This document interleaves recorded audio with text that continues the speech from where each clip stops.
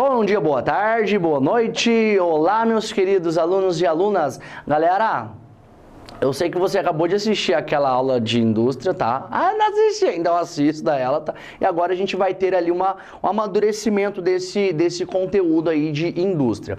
Pessoal, se liga só, a gente vai analisar tanto a segunda como a terceira revolução industrial, tá? Você já sabe os séculos, né? Ah, é isso mesmo. Mas eu não respondi. Tá, mas eu tô fingindo que você pensou e respondeu. Ó, pessoal, e a gente vai entender as consequências dessas revoluções industriais para a sociedade, tá ok? Pessoal, muito importante a gente entender como que foi esse processo de dispersão da indústria. Primeiro que ela foi muito concentrado, tá? A primeira revolução industrial, você vai ter muito marcante, principalmente a Europa Ocidental, o epicentro da situação vai ser aí a Inglaterra, logo vai para a Bélgica, daí França, tá? Essas potências que você sabe que existe na Europa, tá bom? E a segunda revolução industrial, que ela vai acontecer no século XIX, ali em meados do século XIX, tá? Alguns vão falar segunda metade, não tem problema, tá bom? Ela acontece com uma participação agora atravessando o Oceano Atlântico. Olha esse mapa aqui, ó. Olha o mapa, a gente sai da Europa, ó a indústria que ela fez, atravessou o Oceano Atlântico, chegou ali, nesses caras. Hoje é a principal potência do mundo, os Estados Unidos, tá ok? Então a gente vai ter os Estados Unidos nessa pegada, né, produtiva de indústria, tá? Que indústria, ó, uma característica que eu acabei não falando na aula passada, a indústria, o nível da indústria, ela determina, inclusive, ali o nível de desenvolvimento da localidade, sim. A gente vai ter aí países desenvolvidos, por exemplo, com um elevado processo industrial, um nível de modernização de técnicas ali nesse setor industrial. Ó, então a gente sabe que a segunda revolução industrial, ela acontece também nos Estados Unidos. Isso é muito importante, tá bom? É um começo de uma dispersão dessa indústria, tá? Professor, quais foram as características dessa segunda revolução industrial? Pessoal, olha só, se a gente vai ter a energia, a vapor, né? Ali, a matriz energética, carvão, na primeira revolução industrial, agora a gente vai ter o petróleo.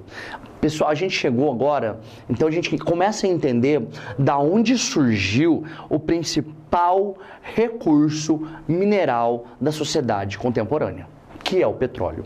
O petróleo que é importante enquanto fonte de energia, que a gente sabe ali os derivados do petróleo, como a gasolina, como a gasolina de avião, o querosene, o diesel, tá ok? O petróleo, que ele, você olhar para o seu lado agora, faz esse teste, olha para o seu lado agora, você vai ver um monte de objetos que vai ter em sua matéria-prima, também o petróleo, como o plástico, né, que também a partir do petróleo, tem como sua matéria-prima principal o petróleo. Enfim, a gente precisa entender que o petróleo é hoje o principal recurso mineral para a sociedade, tá ok? É claro que a gente tem a água, né, que é muito importante, mas vamos pegar aí o petróleo como um cara muito importante, um cara que define algumas situações de conflitos, né? A gente sabe aquele Oriente Médio, que você viu com seu professor Anderson, o quanto ele né, instável, o quanto ele vai ser hostil, e muito por causa desse petróleo, né, por essa gana desse recurso.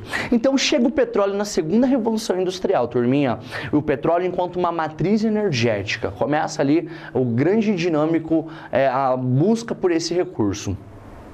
E a gente vai ter a máquina, enquanto a gente teve a máquina a vapor, agora a gente vai ter a máquina de combustão interna. Cara, e essa nova pegada industrial vai trazer uma nova perspectiva produtiva, porque você vai ter uma produção muito maior, tá?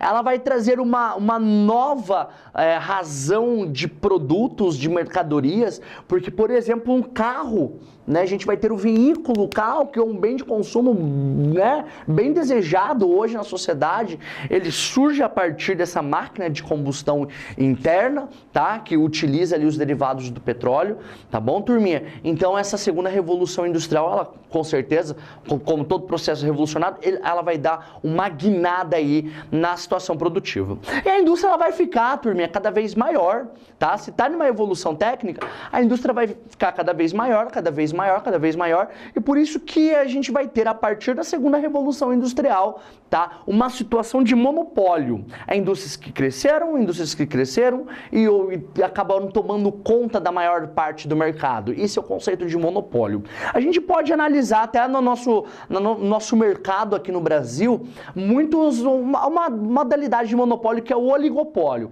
que é quando a gente tem um grupo de empresas que tomam conta do setor econômico. Como a gente analisa para telefonia, né? Telefonia a gente pode contar no dedo, né? As operadoras de telefonia. Uma telefonia hoje que é extremamente acentuada no mercado, que a gente tem uma relação de dependência muito grande de comunicação, né? Você pode estar assistindo numa 4G, você pode estar assistindo aí num Wi-Fi, tá? Então vai ter uma razão aí de telefonia muito presente.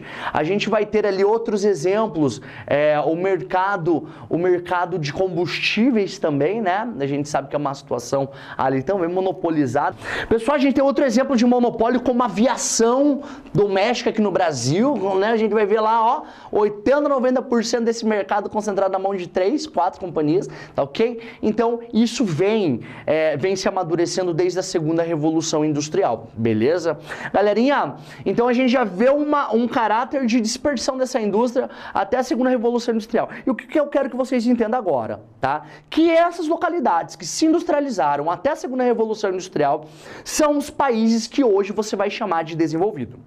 Tá ok? E a indústria tem uma responsabilidade muito grande para determinar essa situação socioeconômica nessas localidades.